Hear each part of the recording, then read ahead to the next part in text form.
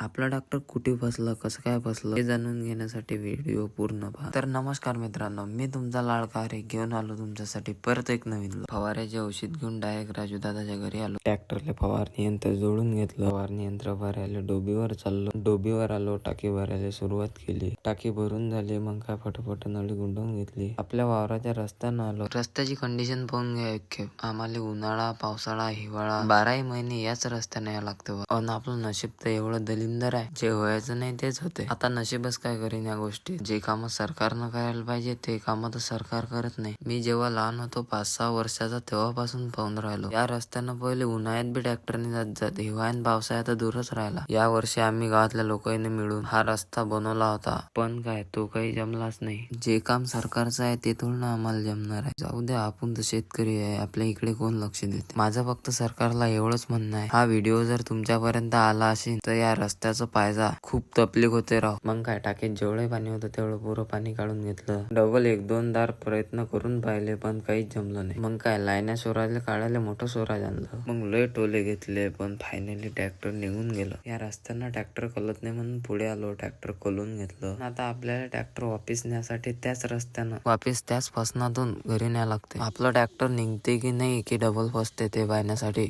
Part 2 पहा.